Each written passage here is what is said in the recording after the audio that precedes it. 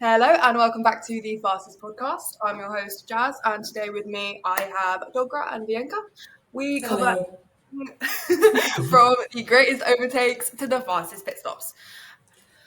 So we've just had qualifying at Marina Bay, Singapore, and there are plenty of talking points after that session. From Russell on pole position, obviously, what Mercedes have done right. Also going to talk a little bit about what happened to McLaren, where does Max kind of go from here this weekend, and how Mercedes can cling on to that front row tomorrow. So, guys, did you enjoy qualifying? It was something out of the ordinary. I mean, it's weird seeing not seeing a McLaren on the top. I mean, I wouldn't say it's weird seeing a McLaren, but it's also weird seeing not Max on the top. So it's a completely different result than what we're used to. And props to Russell, that was an amazing lap he pulled. I think he was like he couldn't replicate that lap after that on his own. So that's it might have been a fluke. We don't know, but yeah, there's a lot going on there, and I'm expecting him to hold that, but he has Verstappen and Piastri behind him, so those are not easy drivers to hold off. And let's see where it goes. I'm hoping for something much better. Yeah, honestly, me too. I was kind of surprised when I saw. I don't think they expected to be, this good Mercedes. But when I saw the lap that he put in, I was like, I saw the purple section. I was like, what's going on? And then, coming into the weekend as well, obviously I had two favorites like McLaren, and I knew kind of like Verstappen was kind of like on good form, so I expected, honestly, he's Max Verstappen, so I expected a lot from him as well. But definitely a good session. I can't wait for tomorrow because Russell next to Verstappen, it's a show. This is a consequence of the Russell qualifying lap. So If I had a can, I would do it too because it was tense. The no product placement from us. But I mean, yeah, that I haven't even thought about Verstappen and Russell next to each other on the front I row forgot tomorrow. about that too. I was like, oh wait, we might get some beef moments. I mean, That first corner. so much history on that circuit between them. So I mean, who knows? It could get interesting. But I feel like every time we say it's gonna get interesting, it doesn't get interesting. So I'm not gonna jinx it, but Yeah. something to keep an eye out for when the race starts tomorrow. But I mean, yeah, that lap from George, it reminds me of, and maybe it's not as dramatic of a lap, but it reminded me a lot of like Jeddah 2021, the lap that never was. I don't know why. I think maybe it was just the street circuit vibes, and obviously George doesn't really have as much to lose in this situation. But I just feel like it was one of those laps that kind of came out of nowhere, and it was just so well put together. So, And can I say like he kind of like came in as well into the weekend not expecting anything. Like when they asked him, he was like, "Oh well, I think he based it on like previous weekends, but basically it was like Ferrari and McLaren. He predicts them to be very strong. So I don't think he kind of like expected that himself. I mean, because also like his free practices with the accident he had as well, or the small incident. I don't know. He didn't have like the smoothest run, and then to top it off at qualifying on pole position, I think it's a pleasant surprise for him. for sure. I mean, it was interesting as well watching Antonelli. Like the Mercedes went so well in what I think was quite unexpected circumstances from them. I was sort of updating my friend during quali, and I was going, yeah, like the Ferraris are there, and I think it's probably between the McLarens and Max. Because what else were we supposed to think? And then I look up, and it's like both Mercedes in the Is top it? five consistently, and I was like, The Mercedes are involved as well now, actually. I think it kind of came out of nowhere. And I mean, we've seen them this season really coming alive in the colder conditions. And obviously, this is one of the hottest races of the year. So I think as well, that's kind of shocked viewers. But do we think that this is something that they're going to be able to carry forward? We've got some other pretty intense races coming up. You know, we've got Qatar, for example. Abu Dhabi's another hot one. Is it a fluke? Because they were both up there. So I don't know. I mean, I think it's more of a situation where only time will tell is the correct answer, because we'll see what happens in the race, that whether they can keep up this momentum that they got during the quali. We're hoping they do. I mean, Ferrari needs another shake-up because they're gone complacent. They're not even trying at this point. I mean, it's good. It was good to see both of them up there, and happy to see them actually in Q3, which hasn't been the case this year a lot of the times. But seeing as Mercedes might have solved their problems that they were facing in the hot weather, they have a very good chance of making that comeback in the constructors. But I mean, again, only time will tell. Let's see how they perform in the race, and based on that, we'll know if they perform well in the other hot tracks or not. Yeah. I mean, also, like, I feel like, for me, I'm more on the cautious side. I'll see how the race goes tomorrow before I say, oh, they're back, Because I feel like also, like, coming into the weekend, they kind of, like, know their limitations. So they're kind of, like, already, like, working within that frame of, like, oh, we know we're not necessarily good in, like, hot weather, hot temperatures. So you kind of go in with that, mind frame and working towards, overachieving the other one. So I think yeah, I'll wait a little bit before I say they're back. But I mean, this is certainly a step in the good direction, I'd say. Just had a little bit of news coming through as Oh we no. are. Well, I mean, okay, it's nothing crazy, but just to sort of move away from Mercedes a little bit. Our boy Max Verstappen, he looked pretty. He looked. Sorry, I feel like I've got you guys on edge. Nothing's happened. Yeah. Everything's fine. But I mean, you may have noticed that he did abort that final lap.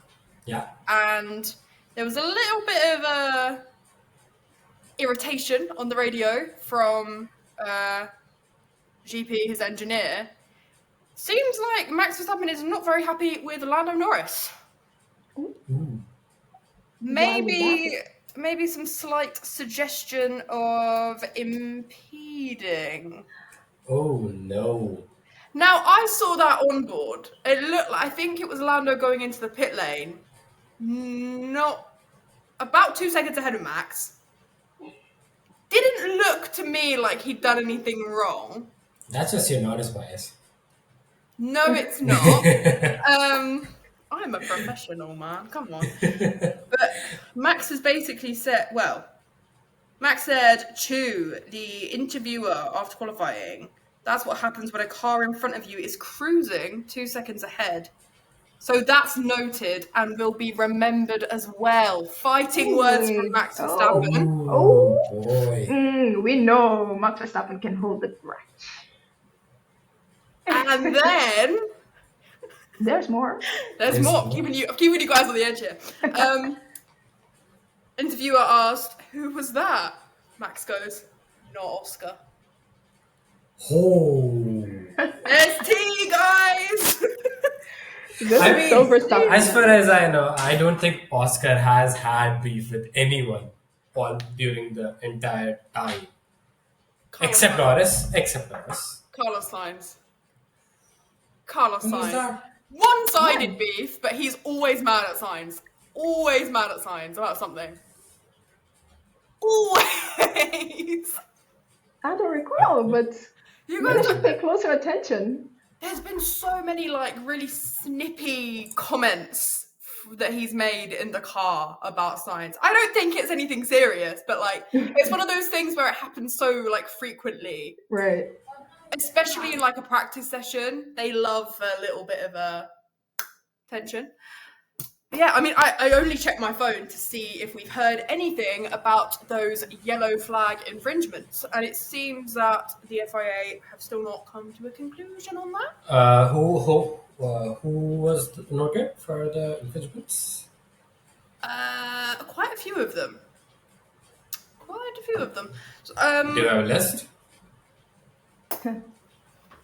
no, but I'm curious mostly because they said they were going to investigate after the session. Ooh, my whole feed is just, it will be remembered. I mean, from Max okay. Verstappen. If it's that long a list as well, we might have to wait because they've been doing this so often now. Note things down, and then like 2-3 hours after, you see like this whole list of penalties that come through, fines and stuff.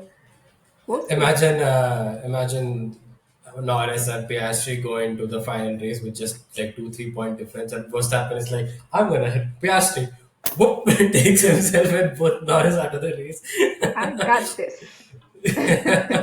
I can't live like this. I can't live like this. No, I mean, I need to have a look at those onboards again, clearly, because it didn't look to me like there was any impeding, and I think Lando was far enough ahead and not on the racing line. So I'm a bit confused, but investigative journalism. But anyway, I mean, I think Russell was noted in that yellow flag infringement situation, but I think enough of them were, for not lifting. I think after Pierre had his incident. So we will keep an eye on that. Hopefully by the end of this podcast, people will know something. Unlikely, but yes. Anyway, yes, let's talk a little bit more about Verstappen now that we have some context from his side about what went wrong.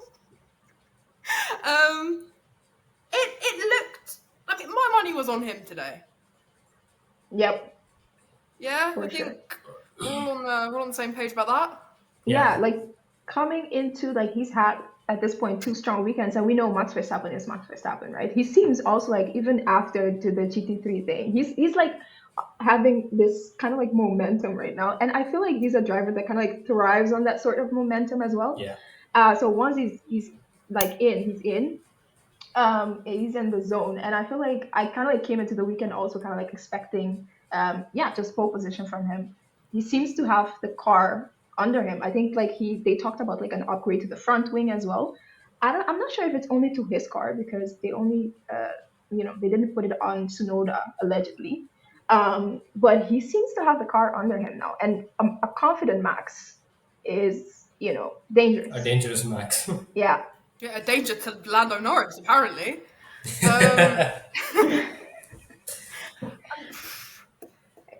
I mean, So if you see, people in Singapore, if you see Max Verstappen at a gun range. No. But yeah, I mean, I had my money on him going in. I did think it would be quite something if he still didn't get pole position in Singapore. He's never had a pole position there before. So I thought with the recent form, fueling him. But also, I'm not gonna lie, my money is kind of still on him for tomorrow. Especially if that George lap was a fluke. Because one lap pace is different from also like a race pace. So we'll see if Mercedes has that tomorrow. But I think Verstappen, the recent form as well. Of course, it's a different track, but he looks like he's got it. Honestly. I'm assuming Toto after the quali was like, "Do not touch the car. Do not touch the car. We will leave it as it is." Toto was locked in. Did you see him? His face didn't move. He was like, I was like, and then he was locked in, and then afterwards he gave the camera a smile, like a cheeky smile. I was like, okay, so I think we're back. Yeah. We're back. I mean, you're totally right. The race pace is a very different thing to pace over one lap. So we kind of have to see how this all pans out for them tomorrow, because that is a long, hot race that they've got coming up. It's one that drivers do struggle with.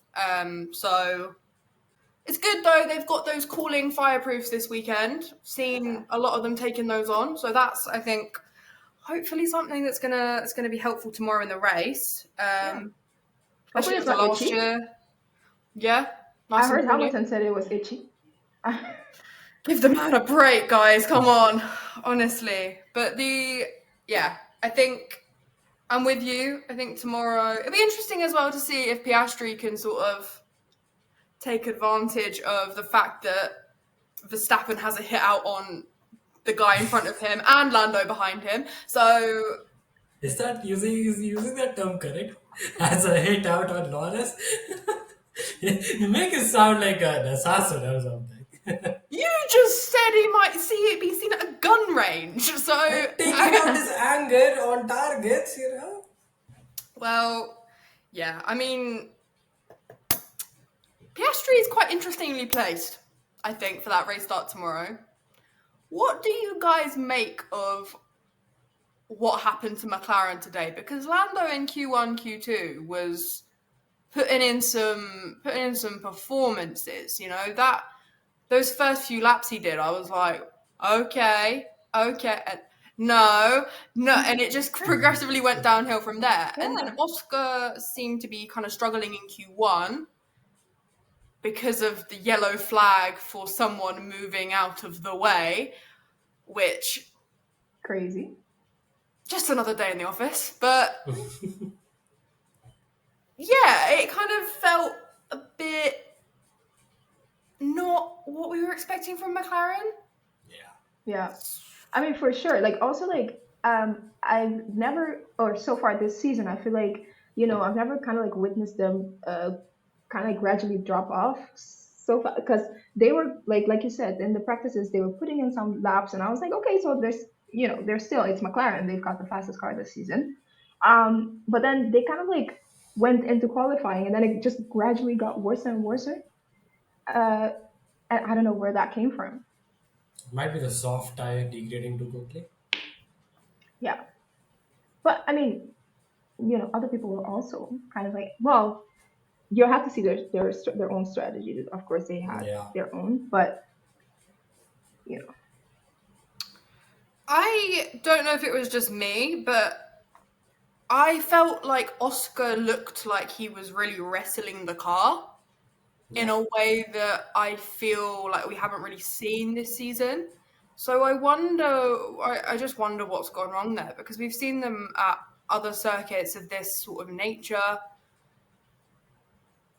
other hot climates, and it hasn't looked this difficult. So I suppose my question is, have McLaren kind of gone backwards, or has everyone else just caught up? Exactly. Like, what's changed? I feel like Refreshing the McLaren feed. I feel like McLaren might have gotten worse. I don't know what the correct term is. I feel like they're eating through their tires way too quickly in the heat, and the car just cannot regulate how much tire it degrades. Because Singapore is a tough track. There's a lot of hard braking zones. There's a lot of heat. It might just be the tires because they were all on softs. We might be able to see them perform well on mediums too. But haven't we seen that be one of their strengths this season? This is the thing. What's gone wrong? I mean, I saw someone say, now this is a bit rogue, but some people were saying, and I don't know if this is just copium, that they're set up for rain.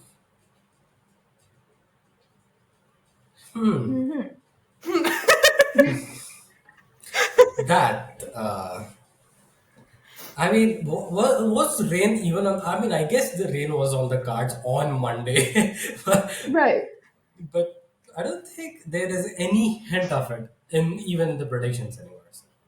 Right. I mean, we've seen McLaren struggle to read a weather radar before, so it wouldn't be the first time. Tough on them. I don't know. It's just another interesting take. Yeah. I gotta ask a question. Yeah.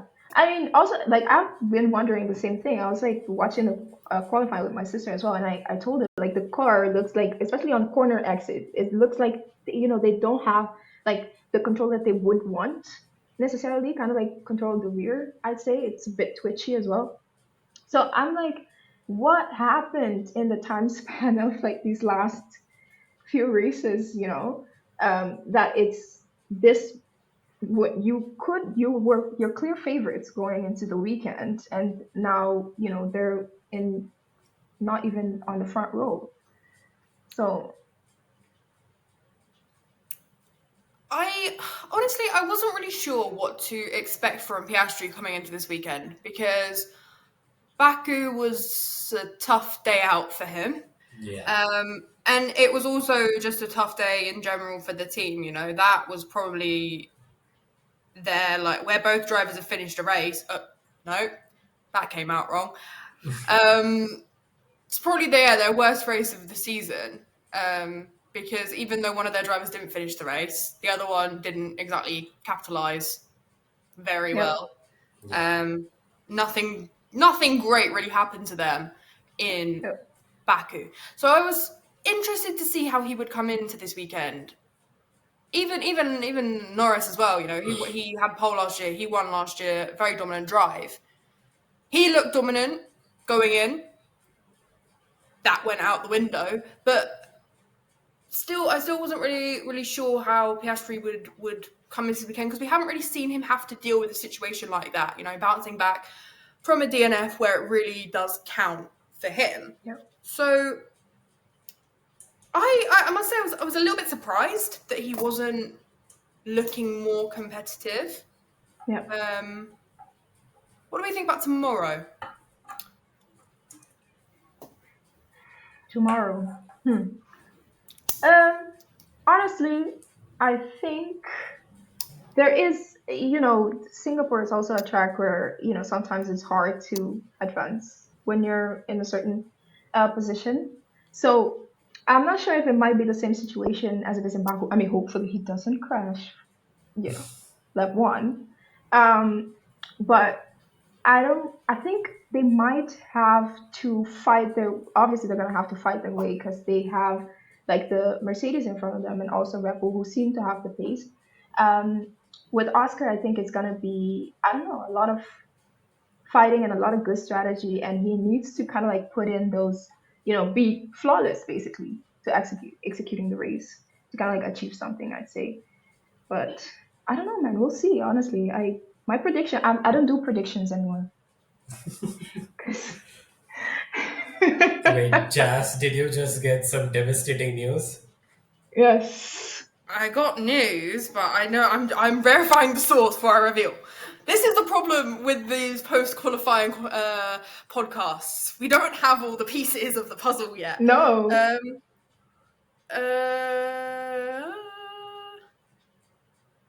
We shall see. We are checking. We're checking. We're checking. We are checking. We are checking. Shout out to Ferrari Cruz. We might be seeing some disqualification. What? No. As in who? For who? But no, this is gaining very little traction, which is why I'm confused. We could come from Grand Prix. And I'm seeing some independent journalists on Twitter. And I'm looking at an FIA document. Okay. Hold on. If it's an FIA doc, then Albon and Sainz may be disqualified. what? After a rear wing infringement. Oh, Jesus Christ! Let me. We are checking. We are checking. This is real-time chaos, guys. Yes. Yep. Okay. Chris Medland has spoken, and in Chris Medland we trust. Both Williams drivers set to be excluded from qualifying for a technical infringement relating to DRS. Both cars exceeded the maximum limit of 85 millimeters on both sides of the rear wing outer area. Da, da, da. The uppermost That's rear wing. that. Yeah, I'm looking at the document right now, and both cars exceeded the maximum limit of 85 millimeter on both sides of the rear wing outer area. Oh boy. Dog How do you day. go from last week to this last race to this? Gee, What, Oh, what the? At least we Oh can give boy. the viewers a taste of the real time things that we as motorsports journalists go through. Yeah, Live crazy. reaction, indeed. that Um, is just. It's just yeah. sad. It's just sad. I Yeah. mean, look, there's clearly been a mistake made. They got that podium together. They get disqualified together. Oh, what? I mean, we still don't That's know if it's a disqualification. It might just be, P19, P20 for them. I mean, at least that's what the doc said. Right? I mean, the doc didn't say anything about disqualification. All of my trusted sources right now that I can see are saying will be. So we basically just need to wait for the announcement, I think. But yeah. either way, they will not be. I don't think they're going to be starting tomorrow where they qualified today. Oh, that's a pity. You come from like you're on a high, from the podium you got, and it's not like a simple thing. Carlos Sainz got a podium in a Williams. Yeah. They haven't seen a podium in I don't know how long. You come from that to this weekend, starting basically at the back of the pack. Um, it's gonna I be hard mean, to. funnily enough, there's only been two teams that have been disqualified. Don't If say Williams it. were to become the second one, Don't say it. I don't need to. Everybody knows. But don't put it. Don't remind people of it. Wasn't it They practice in the were past? 12th and 13th in qualifying. Which, yeah, no, that's bad. That's bad. That's a good chunk of positions, um, I think. yeah, they're kind of right in the mix. But you don't want to be last in Singapore. That's At a all. A long long It's a way. way. long way It's down. a long race. Long, Yeah, hot race it's gonna be for them. Yeah. that's a shame. Well, let's just wait for official F1 confirmation. But it's looking pretty slam dunk right about now. It's not looking great. Yeah. Not looking great. And they might be joined by a whole bunch of other people soon, anyways. At this point, The FIA stewards room right now is busy. busy. I'm After pretty Simons sure. hunted them down a few weeks ago, I'd be locking the door right about now. His determination to hunt them down was crazy. Even And the even way even in the break, he was like, "I've got the FIA on the phone." They're like through to voicemail. Like he was grafted. and I mean it worked as well because he got his penalty points removed. So Yeah. they know what they gotta do now. I just wonder how ethical those tactics were, man. I just wonder. But good for Yeah. him. So I suppose we just need to wait for some confirmation. But I think we're gonna get it. We're checking.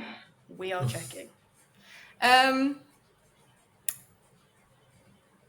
That aside, let's talk a little bit about Ferrari because there were Can we glimmers. not?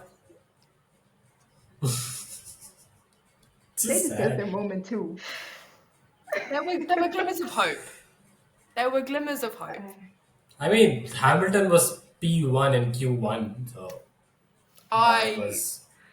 And What I'm time? not gonna lie, for a minute there I allowed myself to dream, Yeah, me too. and then reality hit, which was, you know, You let yourself dream at that point. I see a purple sector by any of the drivers, and I'm like, there we go. They've got it. no, but this is so cruel because the way they drop off during qualifying, it's like, and sometimes like okay, so let's put it like this. Sometimes they're not even good enough during qualifying. I know we've seen Hamilton kind of like drop off, not even making it to Q3 sometimes. But then sometimes they're so good, like free practice as well. Practice, you're good, and then qualifying comes around and it just progressively gets worse. Like Q1, they're like, oh, maybe they're there or thereabouts. Q2 comes and you're Ferrari. like, and then the third one, you're like just sad. Yeah. Yeah. I mean, I think Ferrari have gotten very good at luring us in with setting those early laps. So then when the track ramps up, the circus music starts playing and it all goes downhill from there. Now, some people will see this as a positive, some other people will see it as a negative. Hamilton has closed that performance gap. You know, there was a lot of doubt going in, especially before the summer break. He can't match Leclerc, so on and so forth. Yeah. He qualified ahead of him today. Yes, he did. Yeah. But you know the thing is I feel like people never gave him grace for the fact that this is his first year in Ferrari. You know, like obviously it's a whole different system. You have to get used to it. You know. And Ferrari is a whole other beast. That, like, everyone that's driven for Ferrari that are now pundits, for example, are all saying the same thing. The way they operate compared to other teams is insane. Like, maybe McLaren are a bit similar with the way that they operate. You know, these historic teams often get a little bit stuck in their roots. Mm-hmm. But Ferrari is like a social experiment compared to like just the way the team operates. And if it works for them, it doesn't work. But if it works for them, fine. So I mean, you know, even Sainz was saying at the beginning of the year, guys, leave him alone. Like he was giving more like grace, like you say, to the guy that took his seat. Yeah. Than like the media has been. He was saying And the fans. And the fans. Yeah, like that. For a lot of reasons, it was never going to be an immediate, easy fit. Yeah. So, within the first year to be closing that gap to Leclerc, that's my go. I mean, you have to also look at the fact that Hamilton has been in another team for 10 years. That's not a small number by any means. And spending so much time in one team and then moving to a drastically different team, you can't just, adjust. Even if you are a 7-time world champion, you cannot adapt to such a big change. It's like going from a Japanese car to a German car. That's how big the difference is. So I feel like they have to figure we have to give time to Hamilton. This is also not the correct exact season, to actually switch teams, because next year we have a whole different ball game with the regulations and all. But that also should evens. suit him better. Yeah, but it also evens out the playing field, so it might just be a new starting ground for all the teams, Hamilton and Ferrari combined. That's it. I mean, like you say, the 10 years in one team in Formula One, like, we have dog years. In Formula One years, that is like... Come on. A million years. Your entire career. You know, he's been in 3 teams in Formula One, and he's been in Formula One for like 1 second, nearly 20 years. 13 years. Only Alonso is the driver that precedes Hamilton in terms of F1 career length, but that's about it. And Alonso has switched a lot of teams. Exactly. Hamilton was in one. I mean, if you consider McLaren. Well, technically, yeah. Technically, McLaren Mercedes was the same thing back then. So he has technically been in Mercedes for nearly 20 years, which massively impressive. Yeah. And then also like coming back to the current season, like with their, with the now that he's close to Leclerc, like you can see the true pace of the car. It's not there on all tracks, I'd say. And then so now because people were also kind of like skeptic, was it the driver or was it the car? I think I think now. Wow. Now I know who's not paying attention. No, I'm paying attention. I'm just listening. The news is coming. The news is coming through thick and fast. Lando Norris has responded, but you carry on. No, I don't want to. See how? Did you see my smile drop? Because I want to hear this. Wait, hold on. We're going to that. What happened? He has said they always complain. They complain about everything. That's Red Bull. We're throwing shots now. Why are the girls fighting? What is going on? Literally, what is going on? One of you is P5, and the other one couldn't finish the lap. Why are you arguing? Honestly. But because of George Russell. He got you. In the heat of the moment, I feel the adrenaline rushing. I feel like they would say that kind of stuff, yeah. The tension, the drama. Sorry, Bianca, you carry on with what you were saying. I promise I was listening. No, I was saying, now that the gap's closed, I think you can see, because at some point the discourse was like, is it the driver or is it the car? I think now, for the rest of the season as well, we'll see the answer to that. I think it's going to be more like they're going to be closely together, and then we're going to see truly what's the pace of the car. Because eventually, you can see they qualify in different positions, but eventually in most races, they catch up to each other. So, Jazz, I can't take you so they catch up to each other in the actual races. So I'd say you can clearly see that it's also like a car limitation situation this season. Yeah. So, I think you're completely right. I mean, now that performance gap is hopefully kind of closed for the remainder of the season, I still don't think that we're going to see some massive jump performance in progress. I think not anymore. No. Yeah, I think they've kind of reached the ceiling for them. So I think, completely agree with what you think. Yeah, which is very ironic, because now you said about the ceiling. I think in the beginning they were very positive that the ceiling was very high and they were going to reach it. So it's not like that they reached the ceiling. The ceiling just came down towards them. The ceiling collapsed. I'm a Ferrari fan. I shouldn't be the suffering. How are you guys doing? We're the Ferrari fans in the group, and we both suffer every weekend. I'm a Norris fan, guys. It doesn't get better. Okay, it doesn't get better. I mean, being a Norris fan is a whole different ballgame. Because why? Because Ferrari fans know it's going to be bad. Norris fans are on the second position. Because just below Piastri, it's a very close championship battle, and Norris bottoms it. No one said it was going to be easy. And I mean, now this beef with Verstappen, it's going to be very, very fun, isn't it? Deleting social media. Sorry, my reaction was just Leclerc's reaction to the weekend. He is not a happy bunny. I'm going to use our one sanctioned swear word per podcast to. He kept it short and sweet. Shit weekend. That's all he has to say on the matter. I mean, that's been all the interviews, the post qualifying interviews lately. Yeah. So. For Ferrari, yes. Yes. I don't know what to even think going in tomorrow, though. I don't know what to expect. There's so much going on the grid.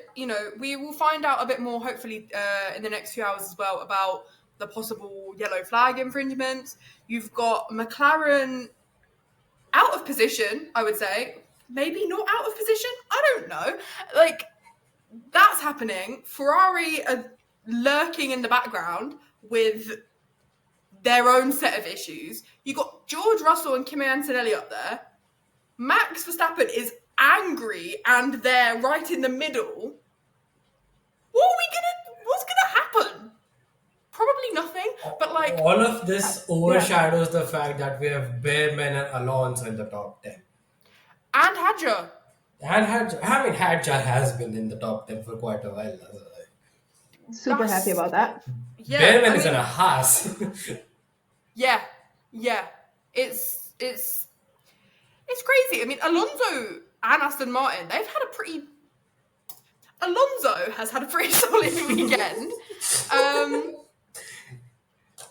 Aston Martin have done a great job, I think, making those steps. So seeing him it wasn't just some sort of practice session thing. Seeing that he's been able to qualify in the top 10, I think, is a very positive sign. I'm still maintaining my optimism for next year with Aston Martin. Behrman, where was Ocon in comparison? Sorry, we are checking. I think Ocon went out in Q1. Ocon was P19. Yeah, it was like, he was pretty down there. That's quite the big But gap between the Hasses. Yeah, but he also had like a very difficult weekend because he's had problems with his car. I don't even remember what it was, but from practice, coming into FP3 as well, he said, just go back to undo everything you've done. Just go back to the setting for FP2 because it's not working. So yeah, I mean, yeah, but still, like P9 for Behrman, P10 for Alonso, and then Hadjar is P8. So that's pretty impressive, especially for Behrman. You know, that's a good position to be in for tomorrow's race. He can capitalize on that, hopefully. Mm-hmm. And I'll say I'm happy for Behrman, but now for some reason, see, this is the thing when you're good. But now I expect nothing less of Hadjar. Yeah. Yeah, I'm with you on that. I mean, Q1, was it Q1 when he was like putting in some pretty solid lap times? I was like, he's gonna win the championship, guys. He's got it in the bag now. Like, just Hadjar doing Hadjar things. No, I think we've had such a strong group of rookies come in this season. So the fact that we're all sat here going, we expect it now from him in his even completed his first season. It's an achievement ladder in F1, right? So you get into an F1, that's an achievement. You score your first points, you score your first podium, you score your first win, and then it's just championships. That's it. That's a progression. So once you win tomorrow, guys. Once you get your first points, right? It becomes very trivial for that driver to score more points. Once they get their first win, it's a bit less trivial because every time we see Norris and Verstappen on the top step, we don't really react as such, right? It's just they got it, they have a good car and all, and then they win the championship. The championship is a championship. It's always heavy on the driver. So I just we've had some interesting. Sorry to bring it back to the whole Red Bull family situation, which is just ongoing forever. We've had interesting news this week, which you will have seen on our socials if you follow us on social media. Shameless plug. Alex Dunn has ended his contract with McLaren before completing the season. Yeah. What does it mean? Major hints. I mean, Hadjar, I fear, is going to be sacrificed to the big leagues next year. I'm sorry. I hate it. I hate it so much. But let's be realistic. Just Red Bull things. Helmut Marko said some pretty strong stuff about Alex Dunn. You know, he's aggressive. He drives like a Red Bull driver. Do what you will with that information. So we could be seeing Hadjar take that seat. I don't want to think about what's going to happen to my boy Yuki Tsunoda, but very real possibility with the performance. You know, and also we do have to start thinking about how Red Bull are gonna proceed going forward, knowing that if they don't deliver a car next year, Max might be gone. So they're gonna need to start lining up the next Verstappen. Antonelli's been signed up for a nice time at Mercedes. So they are going to have to start thinking about that next step. I mean, Hadjar is still young. he's got the F1 factor. So like, Mm-hmm. who knows? But yeah. I mean, I was just gonna say, I see very good qualities in Hajar, and like you said, I don't fancy him in a Red Bull seat yet, because I think it's a difficult position to be put in as you in your second year. But he's also like at this point also I like I said, I have very high expectations of Hajar. Not that I think less of Yuki Tsunoda, but he's been an exceptional driver this season so far. So I don't know, man. It's mixed feelings because obviously you want him to progress, but also it's the second seat in a Rebel. Yeah. Yeah. The sort of last thing I will say though on the matter is we might be able to get away from the Red Bull curse next year. New regulations, starting from scratch. Isaac Hadjar, 2026 champion of the world. In Red Bull. You heard it here first, guys. And on the topic of crazy predictions, let's finish things up now with your predictions for the race tomorrow. Who's finishing P1? Wait, are we going for like a realistic prediction or?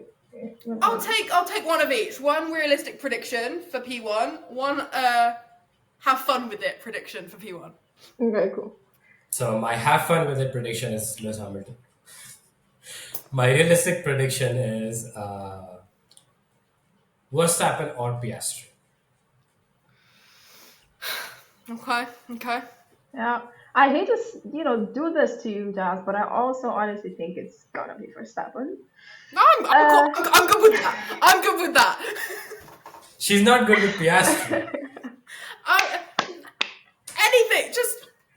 Anything but. What will be will be. Anyone but. I don't really care at all, but yeah. No, I feel honestly my realistic it's gonna be either, like, realistically speaking, I think it's gonna be either Verstappen or Russell.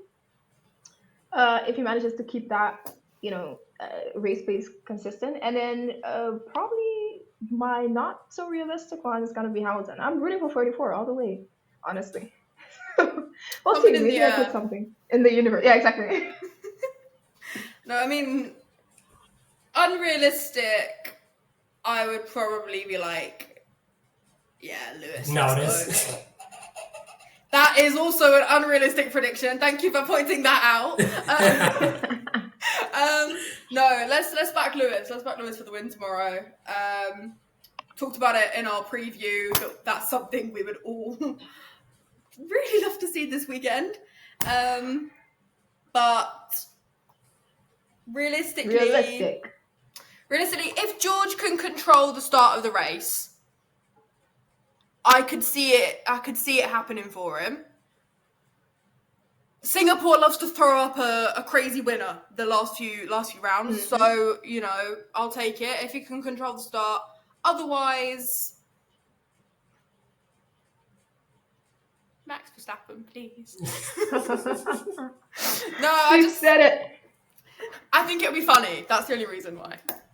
Wow. You just don't want Piastri to finish ahead of Norris. We know you. No. Not me. I would never say something like that. And just like that, I will be bringing this podcast to an end. Thank you so much, guys, for joining me today. And welcome to your first debut, Bianca. I probably should have said that at the beginning. But it was great to have both of you. And you can keep up to date with us throughout the rest of the race weekend. We are covering everything all over on our social medias. You can keep up to date with everything that's going on, and I would suggest keeping an eye because I think we're going to get some more news through tonight. I think things are going to get worse before they get better. So please keep an eye on our social media, and we will be back after the race as well to debrief. Thank you for watching, and we will see you in the next one. Bye-bye.